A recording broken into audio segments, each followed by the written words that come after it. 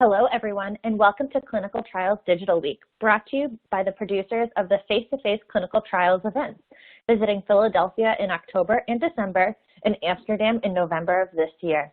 My name is Lauren Berry, and today I will be your host for this session titled, What You Should Consider When Operating Clinical Trials, the Community Model.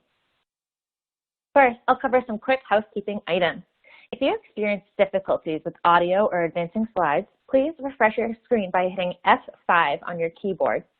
If you are experiencing other issues, hit the question mark button to receive assistance. At any time during the presentation, submit your questions into the Q&A window on the left-hand side of your screen.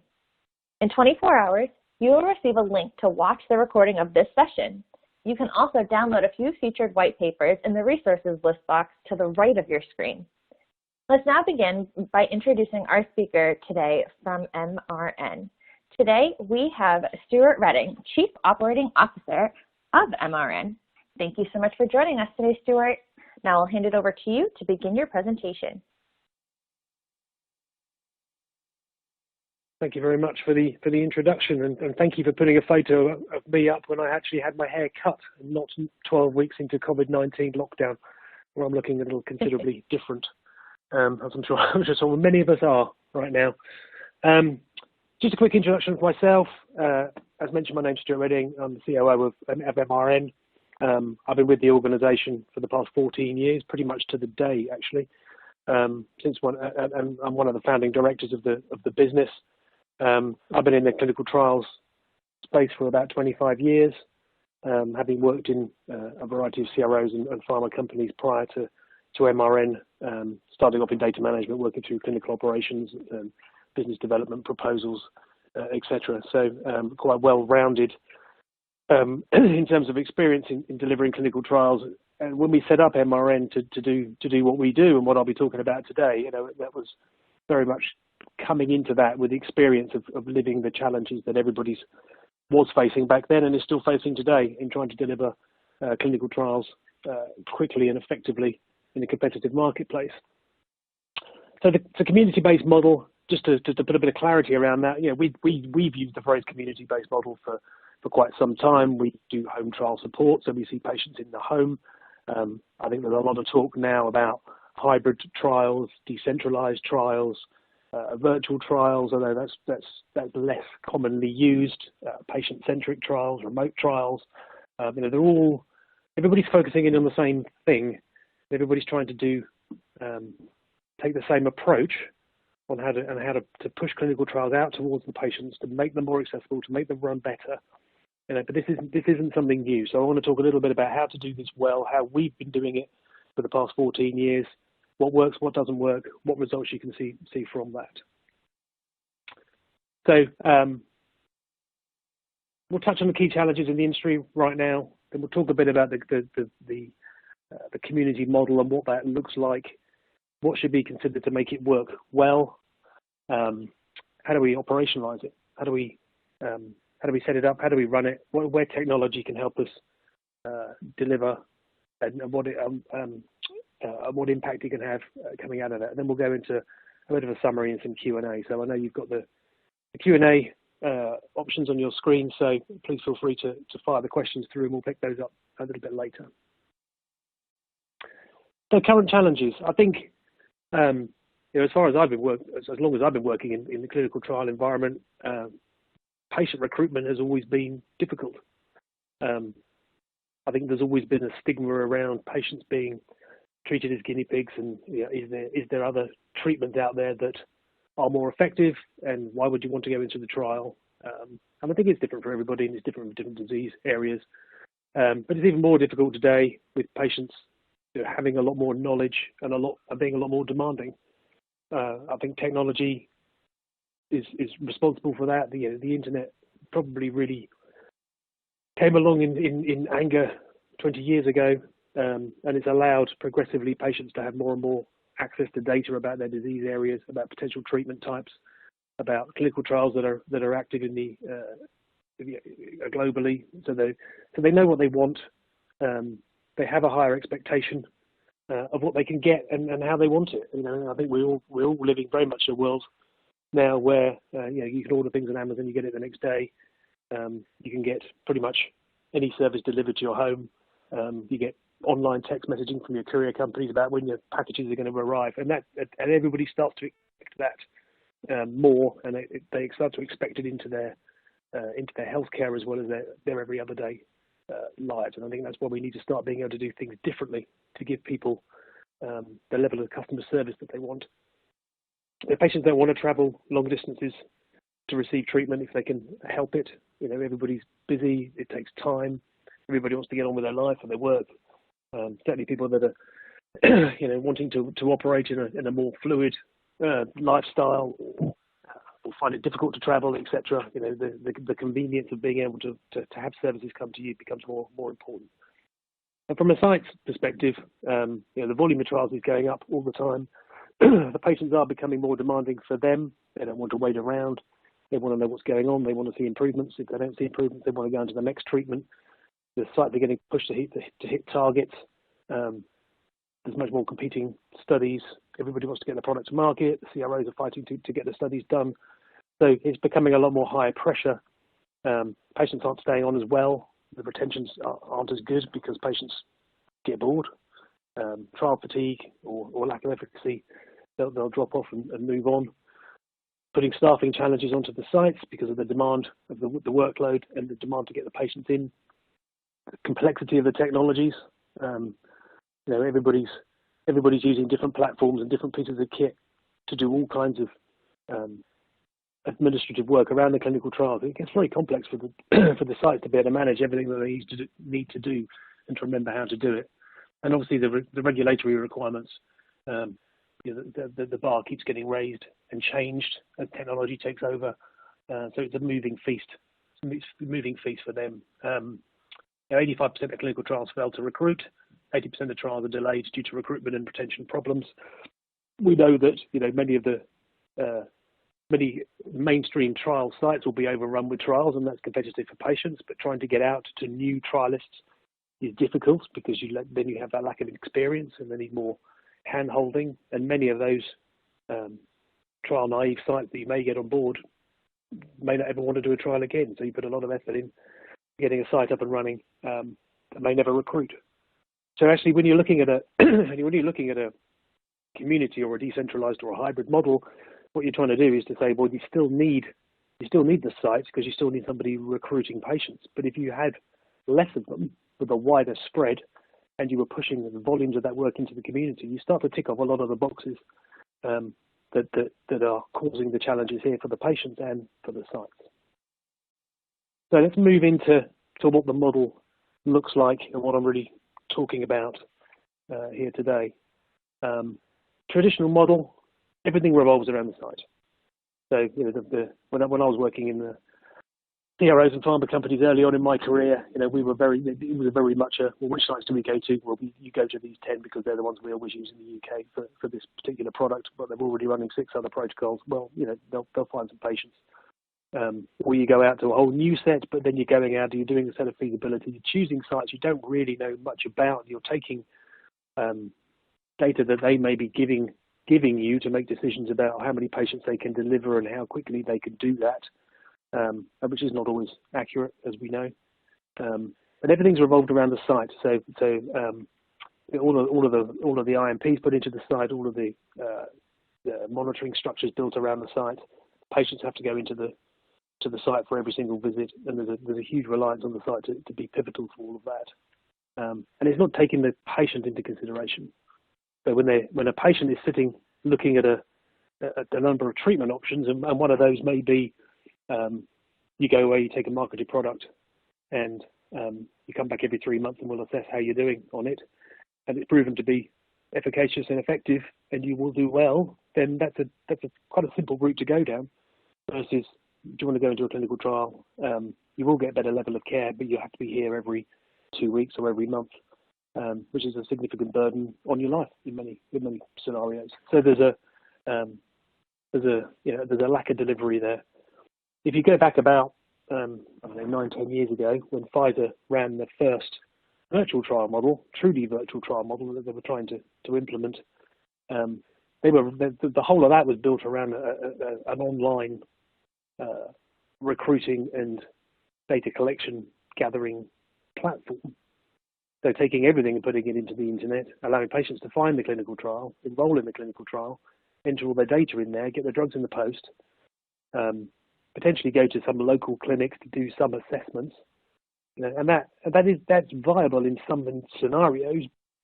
You've got to be recruiting patients that have a high level of trust in putting all their personal data into an online portal, and you've got to have patients that really don't need a high level of patient care because they're doing everything from their own home and they're never interacting with a healthcare professional. So in that scenario, the patient care gets removed, and in the Pfizer scenario, the patient recruitment failed because the patient population didn't want to dive in and enter the data into the database they didn't have the trust and they didn't have the knowledge up front to do that. I still think there's clearly value in using online tools to collect data, but it's not necessarily the only way to collect the data. So in a community model or a hybrid model, everything revolves around the patient. So you're looking to set up a solution where the trial allows visits that need to be done on site, for sites to still recruit patients, for the PIs to still see patients, for the physician assessments to still happen at the site.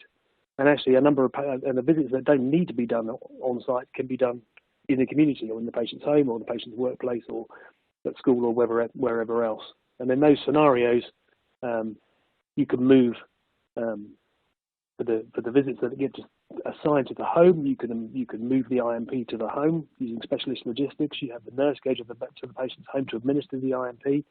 You have a logistics company that take away the blood samples that the nurse has taken from the patient in the home. Everything is done at that patient's convenience, but it's not necessarily every patient that's going to want it.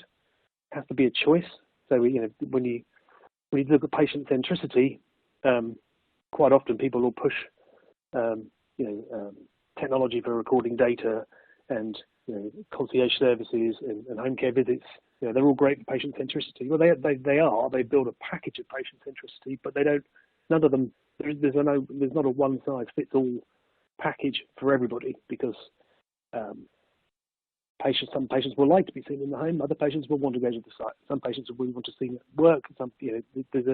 There's a variety in here. So the community model is there for people that want it, but it's got to be something that they choose to do.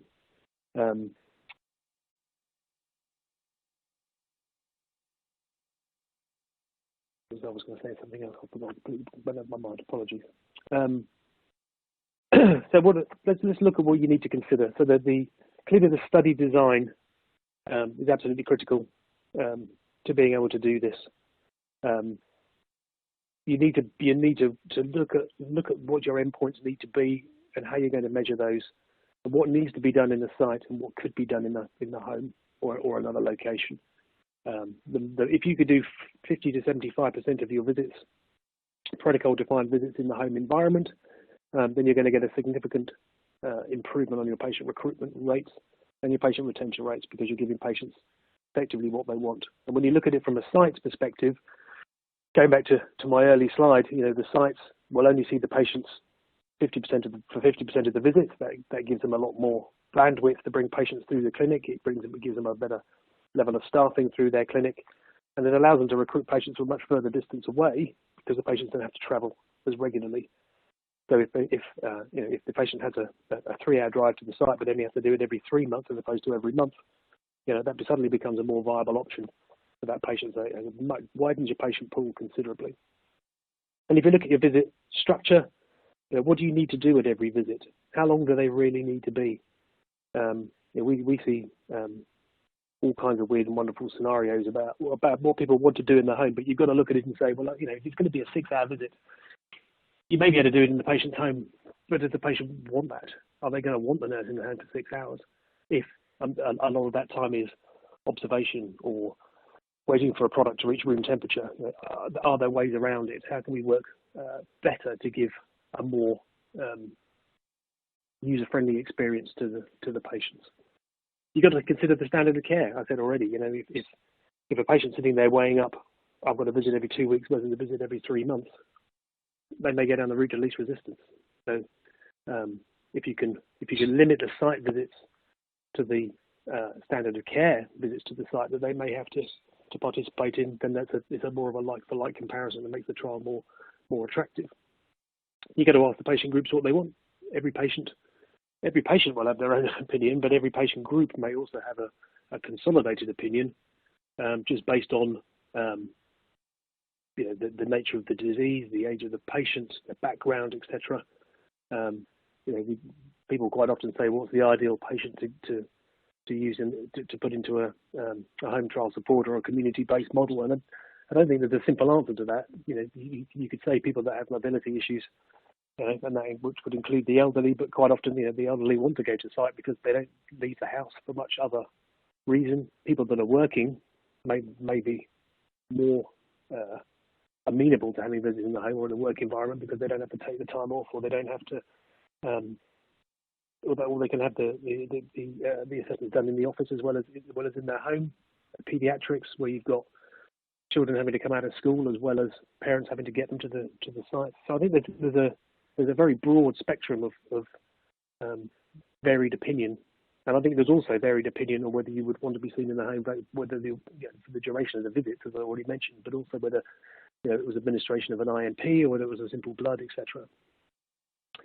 You've got to consider the IMP. How is the IMP going to get out to the community if it's coming out of the site? If you've got less sites, you can use the site pharmacies, but you're going to use a specialist courier. Do you ship it reconstituted? Do you ship it, and does it need a cold chain shipment? Or do you send it as vials and have it reconstituted in the home? Is it stable enough to do that? Should you consider a central pharmacy running out of one location? All of these things are options, but they have to be thought about when you're putting the study together to get the most out of it. And if you're administering an IMP in the home, is it safe? How much patient data do you need to prove that you're not going to have any kind of reaction in that patient group before it goes into that protocol? And how many administrations of that IMP should a patient have at site before they go out into the home environment? So that's quite an important factor. We would normally say 3 doses of IMP before a patient's seen outside of the site, but some sponsors would want more than that, and you've got to balance that against, well, at which point do you think patients are going to get their fatigue? If they're going to do more, they have to do more visits at site before they see the benefits of going out into the community. You may lose some of the value. And you need to translate all of that, obviously, into the protocol. The protocol needs to clearly define that patients will or can be seen outside of the trial site environment, that they can be seen in their home or at work or another location that is not the site. So that it's very clear that you're going to get ethical and regulatory approval for doing that. And you should consider the technology that you want to use in doing all of that. There's devices out there for patients to be recording their own data or doing it on tablets and phones and bring your own devices and online. That's fairly commonplace. More wearable tech and other things are appearing every day, as we all know. So there's a lot more that can be done in the home environment. The telemedicine field is hotting up. We're very much involved in study design and working with customers that want to look at telemedicine. We have a number of partners we work with to do that. And the value there is that the nurse is going out into the patient's home. We give the patients the care they want. We can get blood samples out of the patient. We can put the IMP into the patient, but then the physician can also do their physician assessments, which just, again, allows us to push even more of those visits out into the community. And actually, where you have assessments that can't be done in the home and need to go into a specialist unit, does that need to be the site? If you think in a very large environment, if you were to run a study with 4 or 5 sites in the US in a community-based model, could you have some sort of regional clinics that pick up patients to do certain assessments or whatever scans they may need to be done, and then they have to go back to the site? That's the value of building a community, is to look at what you can do close to the patient, close to the patient groups. Logistics, we need to consider how we move move the IMP, how we move the blood samples around, under what conditions they need to be moved, under what time frames. And you quite often end up trying to move IMP that is reconstituted on a trial site, but with a 12-hour stability across the US. That's challenging. So we need to think outside the box sometimes about, do you use a central pharmacy? Do you use a more local pharmacy? Can you reconstitute in the home? Can we store product in the home? We can refrigerated store in the home. There's a lot of ways of looking at how you're going to manage that element. All of that information needs to find its way into the patient information sheet and the patient consent form, because clearly they need to know that these options are available to them. They need to sign to say that they understand them. They need to consent to wanting to be seen at home or another location. And not every patient will want that, but that needs to be clear. They also need to be clear that their personal data is going to be shared with third parties, i.e. MRN in our case, but also the all of the partners that we work with in delivering a service, which would include the local nursing organisations in each country of our network. It would include the couriers that we work with. It would include the telemedicine providers that we work with, etc. You need to consider the countries. We have a wide network of countries that we can operate across, but that's not every country in the world. So you need to think about where you want to go to get the benefits of the service. And we never aspire to deliver 100% of everything, because you just can't do that. There will be scenarios where we're not operating in every country on a site. We absolutely don't work with every country in the trial, and we absolutely won't work with every site within a trial, because there will be trial sites and investigators that don't want their patients to be seen in home. They want them to be seen on the trial site, and that may be because all their patients are local, or because they have a really strong relationship with those patients. It's very, very much depends on the trial setup and the therapy area and the patient groups, etc. But we should always aspire to do as much as possible. So if you're trying to get 50 to 75% of the visits within your protocol into the community, you want to be saying, well, actually, we should be trying to get 75% of our patients to be seen in the community, which means we will get a much bigger impact on the recruitment into the study, and we'll get a much bigger impact on our retention into the study, whilst giving the patients a much higher level of care as they go through, and a much higher level of choice. And site education, I think, is critical to that. I mean, talking to the sites early about the intention and how the trial is going to operate, and pushing out the concept that they are being chosen to run a decentralized model, and therefore there's an expectation that they'll have a higher throughput of patients, but that's great because they can treat more of their patients on the product that they want to, and they're going to have they'll have the higher throughput, and there's less burden on them, and it's becoming more accepted as the service becomes more mainstream.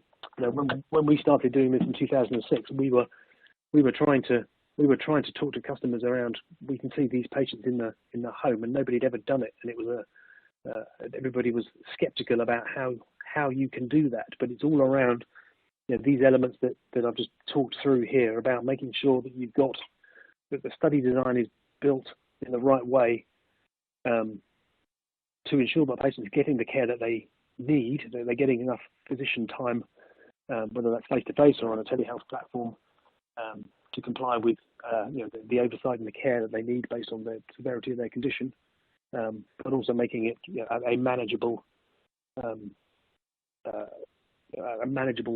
study for the patient to be able to go into.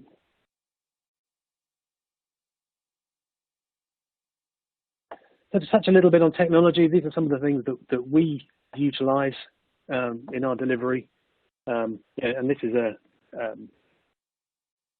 an ever-evolving focus of our business. We have an innovation team internally looking at a variety of technologies that we want to add to our portfolio, not only internally but also externally, to be able to offer a wider range of services and deliver our studies more effectively.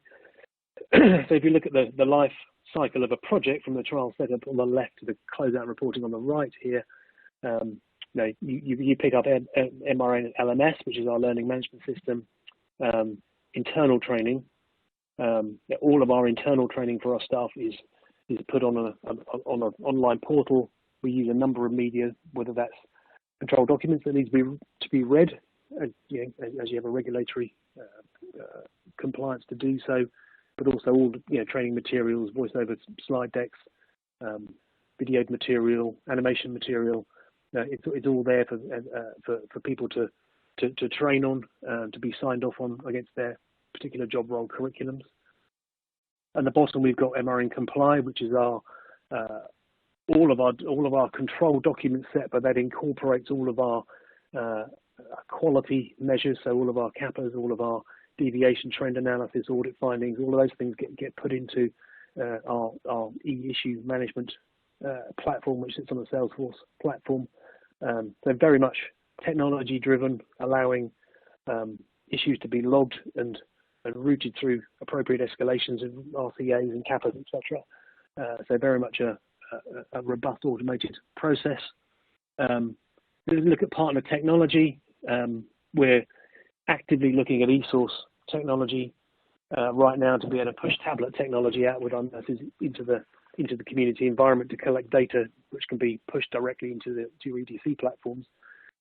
Today we do that with electronic pens, which is old technology now, but when we implemented that 12 years ago or so, we were doing that to be able to get data from the home to the investigator faster, because the pens essentially will upload a PDF image of the page once the page has been completed on the source document page, which allows the site to be able to log into a portal and see the data. So from a physician's oversight perspective, within 24 hours of the visit, they have the data from that visit, so they don't lack insight into what's happening with their patients.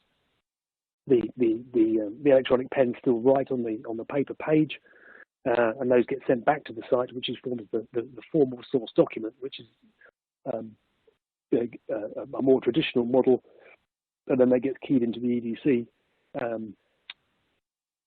But it's still the reason we went down that route was to give us a good robust platform that if the paper gets lost, then we've got the technology fails, we've got the paper, and ultimately we at that point weren't wanting to deploy technology to nurses because it was all a bit too new, whereas today everybody's got a smartphone and a tablet in their bag, and they're all very usable, whether they're deployed and locked down for that purpose or whether they're bringing your own device technology, etc. So we're evolving in that direction. The telemedicine's on there. As I say, we're talking with a number of providers about how to partner on telemedicine, which allows us to bring that medic support or our nurse support into the patient's home on a remote basis. MRN Smart is our scheduling and management reporting tool, which tracks all of our visits. So we as patients get referred to us by a site, they get put into a schedule, all their visits get forecast, which allows us to then schedule when those visits are going to occur. And once the visits happen and the data is uploaded, then it gets tracked and can be reported. So it's the basis for all of our internal tracking and status reporting technologies, essentially. And MRI Tech is our nurse training portal. So as sites recruit patients and the patients get referred to us and put into the smart scheduling, we'll then look to get our nurses trained to go out and see those patients. So as they get identified, they get sent all the links for all to be able to go into the tech system at their own leisure and go through our core sets of training and the study-specific training, which includes all of the ICH, all of the equipment training, the protocol training, etc. All of our nurses have to get a 100% pass rate on the compliance test within tech, and then they get all of the equipment gets issued to them for the visits. So technology, we're very, very focused on technology. The innovation group internally is looking at what other technologies are out there that we could use in the community to widen the number of visits we can do, and also what can we use internally to manage our projects better. So there's a very much a big focus on developing in this area. Just to touch on the topic of the hour, the COVID-19 pandemic. I think this probably came over all of us as a bit of a tidal wave at the beginning of the year. I don't think anybody really had a view early on what the impact was likely to be, on how widely sweeping it was going to be and life-changing it was going to be. We saw during the course of March and into April a phenomenal increase in the amount of interest in what we were doing out in the community for patients. Our number of new sales requests went up by many hundreds of percent, to the point that we were having to put in place some very clear triage rules over what we could actually do, what we couldn't do, to be able to deliver for as many of the trials as we could. But obviously, we couldn't pick up everything, because what we could see was globally all of the trial sites were starting to go into paralysis, and the medical staff were getting dragged into treating COVID-19 patients. Recruitment was going on hold. Patients needed treating, and they couldn't get into the sites, and the sites didn't have the space or the availability to treat them. So that had a big impact on us. We pulled together a COVID-19 specific board, which is a wider operating board within the organisation. We were meeting daily at the beginning to steer ourselves through the pandemic. As that ramped up, we're now meeting on a weekly and bi-weekly basis to continue that. I think the urgency has eased off slightly, although I think we're all sitting already waiting in anticipation of what's going to happen next, because nobody really knows. But for significant projects coming through that needed a fast startup to get patients out of the sites and to continue treating in the home, we do a lot of work with IMP and rare disease patients, so there was an urgency on ongoing studies and new studies. We put in place an expedited startup process to try and get studies up and running within a 5 to 7 week window. Our standard timelines are 12 to 15 weeks, so it was a considerable speed up. We've eased off on that now. As I say, the urgency is slowed, but we are aiming to deliver now in around a 10 to 12 week startup time frame. So that I think a lot of the lessons that came out of that were good. We also put together a lot of strategic projects around how do we ensure we've got the right supply chain. Do we have the nurses? Can we get the equipment? Can we get the supplies out there? What's going on with the logistics? It was all very much a big focus. We were seeing a big volume of patients as the new studies came through, a big volume of visits. We ramped up considerably in terms of headcount to do that, but we've also ring-fenced all of the other supply chain ancillaries, etc., that we need to be able to do that. Our nurses are well informed and equipped with all of the equipment and infection control that they need to be out there seeing patients in the home environment. And I think it's enabled us to be able to get out there and actually deliver and pick up a lot of patients that do need urgent care and in the community right now. And I think it highlights, I think, in this scenario, how the world can very quickly change, but I think how the mindsets can very quickly change around what sites can do, what patients can do, and how the barriers to entry can be opened in these types of crisis scenarios. So just to talk through a quick case study over the impact of what this type of implementation can do. I've just got the one graph which I'll talk to. This was a neurology study we ran a number of years ago. Big project, 800-900 patients, 12 countries, about 90 sites. We had about 80 of those. We were operating in all 12 countries. We had about 80 of the sites on board using the community model, the home visits. The study was planned to enroll over a 9-month period, but it got delivered in 6. So, this is a great case study which just shows that where you can get a service pushed out into a very high number of the sites who are keen to adopt doing something differently. I mean, these patients were very ill, immobile, having to come in every month. Every other visit was offered in the home. We found that the uptake of that was very popular with patients. I think we got about 85% of the patients going into the service. Retention was up at about 90%. So a high number of visits in the protocol, as I mentioned earlier. Getting a large number of having all the countries on board, a large number of the sites on board, pushing it out to the patients who wanted it. They were the right patient type, had the right challenges. A lot of them were travelling long distances to get into the site. So, it was a case study that shows that all of the things that I've talked about, when you bring them all together, it can have a massive impact on your clinical trial. So I'm just going to final slide just to finish off before we go to questions. The traditional models are becoming extinct. We've been saying that for the last 14 years because we strongly believe that the patients are going to the patients' needs and demands are going to overtake those of the sites and the physicians. And as the world is now accelerating in its change due to technology, that's very much dragging along the industry, which was probably being more cautious beforehand. I think that the events of the last 3 months have sped it up even more because I think everybody is now looking at a safety net in some ways.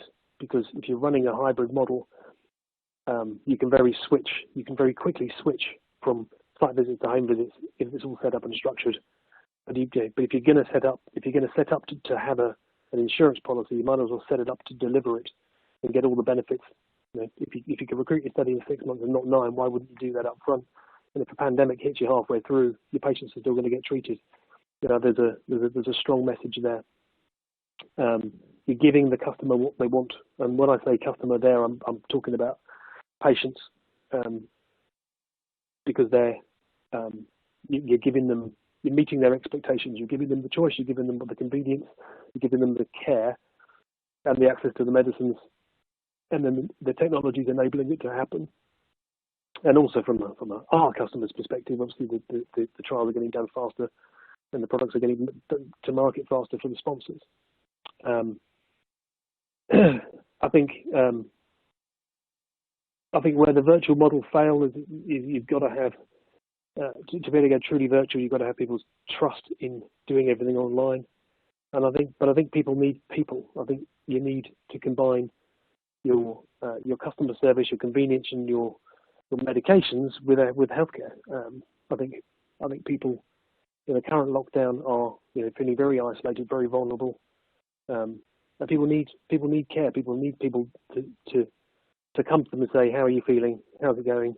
And to have the opportunity to talk about how they feel. I think right now I think that there's a lot of people out there that will have probably pretty minor medical issues, but they're not going to see their physician. They're not going to the hospital. They're not going to the emergency room because they're too scared, or they don't want to overwhelm the system. And they're left worrying, and that's not a situation we should be in. So I think combining care with everything else is the way forward, and that ultimately meets the patient's needs, and we'll get those studies delivered for you guys as the CROs and the pharma customers. So that's it for me. I'm going to move over to the Q&A. Great. Thank you so much, Stuart, for an excellent presentation. We have received a few questions already, but I'm going to give the rest of you a moment just to enter your questions into that Q&A box, which is on the left-hand side of your slide. So like I mentioned before we begin the Q&A, let me run through some brief announcements. First, I'd like to thank our sponsor today, MRN, for sponsoring Digital Week. Next, I'd like to quickly draw your attention to our face-to-face clinical trial events, which are visiting Philadelphia in October and December, as well as in Amsterdam in November of this year. Also, be sure to check out the resources list to the right of your screen, where you can download a few featured white papers. Now let's go back to Stuart and we can begin the Q&A. I do see we have some questions in here. So first question we have, how successful has your service been in trials affected by the recent pandemic? I think we've seen a great deal of success. I think we're very pleased and proud that we've actually managed to get new trials on board considerably faster than our normal onboarding process. We've managed to bring a lot of new patient referrals on very quickly. And as I said, before, we do a lot of work in rare diseases. We deliver a lot of IMP to patients. There's a lot of patients out there that wouldn't be getting any treatment right now if we hadn't got the studies through and up and running, and that's including adding new countries and changing the scope on our current portfolio. So I think it's been very hard work, obviously, but I think we're very proud of what we've achieved. It's a shame we couldn't do more of it. I think there are studies out there that we've had to turn down because we've had to triage what we can take on. We've had to be very careful about keeping a lid on what our real capabilities are and not overstretching. But yeah, I think it's been challenging but successful. That's great. Thank you. Next question. What do patients say about your services? I think patients mostly are very appreciative, actually, of the service. You've got to make sure that when you're designing the study, that you're putting the right visits into the home environment. I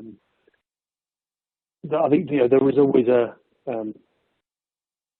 there's a danger is if you're putting visits out that are too long or there's too much involved or you're not approaching them in the right way, then they can be detrimental to the patient. And I think whenever you have anybody come to your home to do anything, whether it's to fix your washing machine or whatever it is, the first thing you want to know when they walk through the door is how long are you going to be here. And if a nurse is going to be in a patient's home for 6 hours, then that can be quite invasive. But quite often our patients will be going into a patient's home and administering an hour-long IMP infusion. And before that, they'll be doing the vital signs, and after that, they may be doing half an hour OBS, and they're going to be recording AEs and COMBEDs and filling in the paperwork and spinning bloods. But visits can be a couple of hours long. But generally, we get very good feedback from patients. We get very good feedback from the sites, and at the moment we're getting a lot of very good feedback from sites and customers because of what we're picking up as a result of the pandemic. That's great. It's not for everybody, though. That's the key thing. It's got to be patient-centric, and we do see examples of patients that want to be seen in the home, and then they realise that actually, the visit in the home is longer than the visit when you go into the site, because if it's a blood draw visit, it could be 10 minutes in the site, but you've got to get there and you've got to queue and you've got to have it done. But for us, we still have to process the bloods and the samples after the actual blood draw, and that can take longer. And if a patient's, depending on a patient's work-life balance and how that fits in with them, it doesn't always work. It's not for everybody. Perfect. Thank you. Do you see trial regulations changing to account for potential pandemics in the future? I think a lot of the regulatory agencies have already issued statements around what they're willing to accept at the moment. And that is, can you see patients in other environments? Can you see the patients in the home? There has been a fast tracking of that. We're now seeing a lot of customers wanting to look at, can we set up a service in case we need it? Everybody's worrying now about the second wave of this pandemic, let alone the next one. So yeah, I think there is I think we've proved that moving out into other locations and into sites is effective on a wider scale. It's become a lot more prevalent, I think, in the eyes of the regulators. So I think we will see some changes. I think everybody will be looking at how do we get through this if it happens again or when it happens again. Great, thank you. What is the ideal study or patient population for decentralized clinical trials?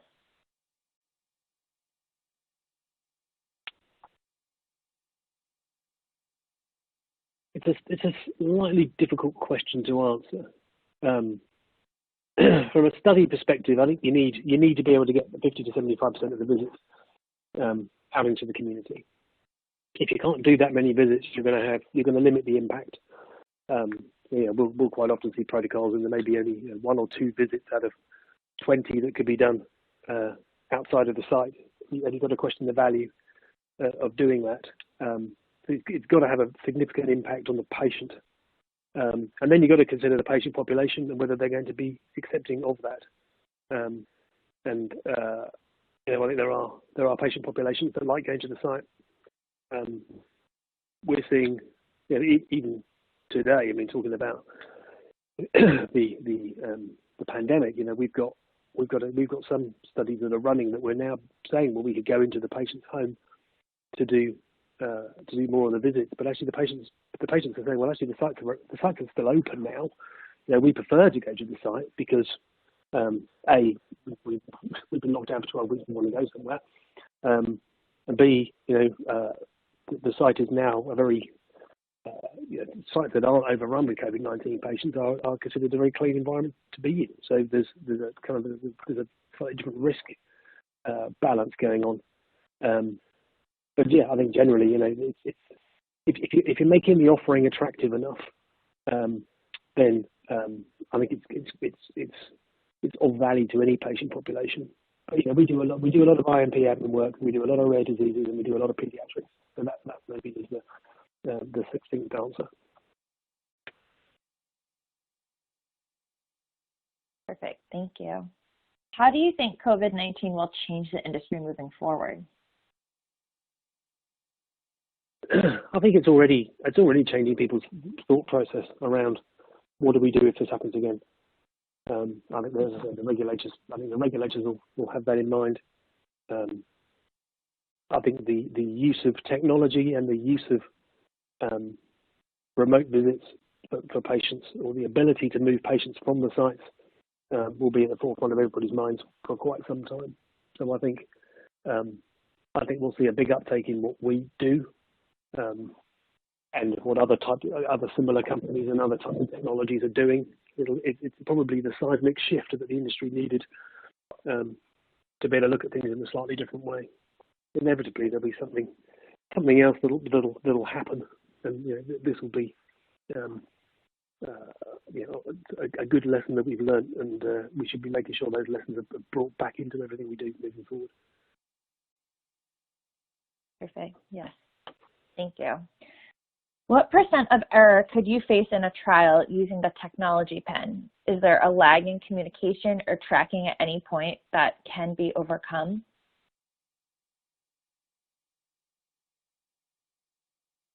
What percentage of error?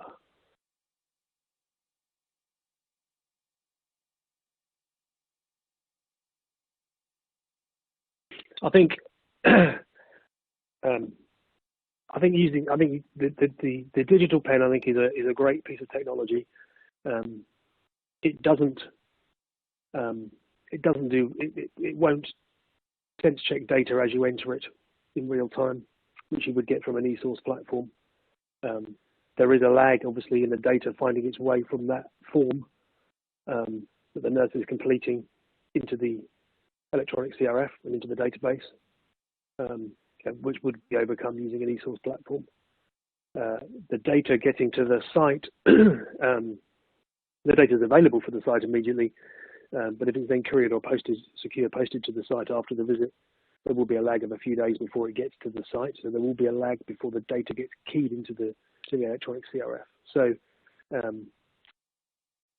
errors we would always pick up. We do 100% gap check and QC on all of the data internally, but it would always happen once we had sight of it as well. So there's always a slight lag before we look at it. So it's great technology. It allows us to get data to the site and data to our internal teams to do QC, and for the site to have clinical oversight of the patients rapidly. which was a step up from doing everything on paper. But it's something that we, as I say, we're rapidly looking to move forward into an e-source solution, which will happen in a very short term, which will take all of those lags out of the system and provide us with a much better platform. That's great, thank you. Do traditional trial events get affected due to location?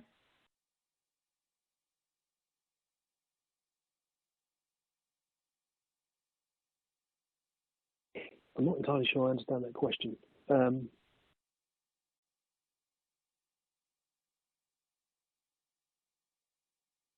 I think you need to balance up what I'm going to interpret this. So if you're looking at whenever you when you're designing a protocol, whether it's going to be done solely in the site or whether you're going to try and do it in a virtual model or do it as a decentralized community model, you've got to look at what you need to get out of it. So if you need to do CT scans, if you need to do X-rays, if you need to do anything that involves a piece of equipment that can't be moved essentially to a patient's home, then it's going to have to be done in the site. Now, if your protocol dictates that and if you can't see a way around having to do those at every single visit, for example, then you're going to have to do every single visit in the site, unless you could come up with some kind of hub type approach where you could offer a community clinic to patients to have those types of assessment. If you could do them every other visit, then that would open up every other visit to being done in the community. I think it's a consideration. It's about finding how much of this can I push out into the community to get the benefit I want, because it's not going to work for everything. And clearly, whenever you're designing the trial, you have to make sure that everything that you need to get done and every piece of data that you need and every assessment and every safety assessment that you need is included. You clearly can't cut the corners on those, but you need to look at if you moved around when you did them, you may be able to open up more of that service. The telehealth brings a new dynamic to that as well, because quite often there'll be visits that would have been visits where there is a physician. We do need a physician's assessment, and those can now be. We can do those in the home now because our nurses can be there doing the vital signs, taking the blood draws, administering IMP, and the physician can join the visit virtually and do their assessments as well. So that opens up more of those avenues. And technology again is moving at pace. So we've been able to do ECGs in the home and spirometry in the home and all those kind of things for a while. But there's so many new sensors and pieces of kit in development. Again, that's just going to continue to widen up the ability to do things outside of the site. Perfect. Thank you. Next question. Is MRN doing any work where secondary care is a hub and primary care does most of the visits and tech support for the patient? We don't do much of that type of thing. We have got involved in some kind of hub and spoke models. I think the most of the work we do is where we're working with the secondary care sites directly, but it doesn't take away from the fact that we can bolt on a community model in the home visits to any scenario. So I think you could bring it in quite successfully. Where we've got involved in these types of projects is where we've actually been putting nurses into sites. So as well as going out into the community to see the patients, we can also put nurses into hospitals or primary care sites. So in these types of scenarios, most of our experience has been that we send nurses out to work around the satellite sites or the primary care sites, actually finding the patients and doing the database searches and the pre-screening and referring a patient back into the secondary care site, and then potentially picking up the screening at the secondary care site and then seeing them in the community as a whole package. So yes, we've done some of it, but in a slightly different environment. Perfect, thank you. And then we have time for one last question. So the last one that we have here, what has been the biggest challenge in using SMART tool?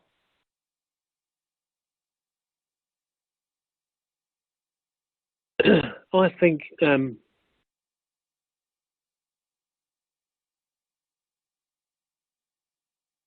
when you're trying to roll out any types of new technology, I